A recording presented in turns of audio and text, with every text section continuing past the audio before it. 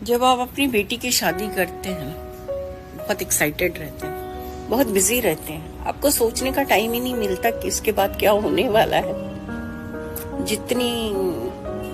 जितने लोग भी मुझे सुन रहे हैं जिनकी बेटियां हैं, जिनकी शादी हो गई है या शादी होने वाली है, उनके साथ मैंने सोचा अपनी एक्सपीरियंस शेयर कर दूं। जब मैं अपनी बेटी की शादी कर रही थी, मैं इतनी बिजी रहती थी कि मेरे पास टाइम ही नहीं होता था कि उसके पास बैठूं मैं, क्योंकि रिलेटिव्स हैं और अरेंजमेंट्स है, उसमें व्यस्त रहती थी। बहुत खुश थी, शादी हो रही है, मेरी बेटी दुल्हन बनेगी, ससुराल जाएगी, हर एक लड़की का सपना होता है। शादी हो गई, चली गई, घर वापस मैं आई तो एक खालीपन सा हो गया।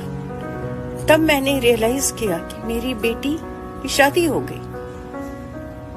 फिर मैंने सोचा, अरे वो हॉस्टल में भी तो रहती थी, आती थी, कुछ दिनों के लिए चली जाती थी, वैसे ही इसको भी ले लेते।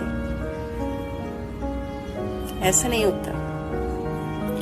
जब शादी हो जाती तो उसकी नई जिंदगी हो जाती, अपनी नई जिंदगी में व्यस्त हो जाती है।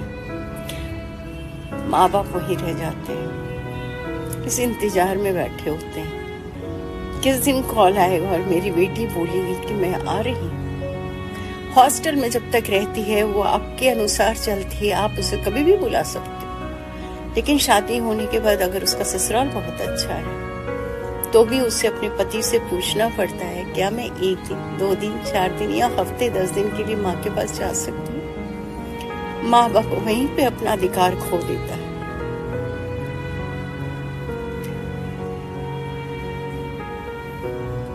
बेटी की शादी बेशक करिए, बहुत खुशी से करिए, लेकिन उसके बाद का जो खालीपन हो जाता है ना, क्योंकि बेटी आपकी बेस्ट फ्रेंड बन जाती है, जिसके साथ आप उठते हैं, बैठते हैं, हंसते हैं, गाते हैं, मार्केट जाते हैं।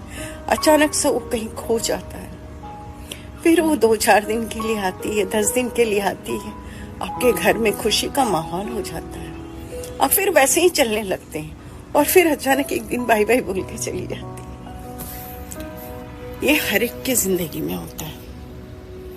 बेटा हो या बेटी हो, वो आपके पास मेहमान की तरह ही बन के आएगा, क्योंकि उसकी जिंदगी कहीं और है, कहीं और उसने क्या बोलूं, मैं आगे बोल नहीं पाऊंगी, बस इतने ही बोलती हूँ।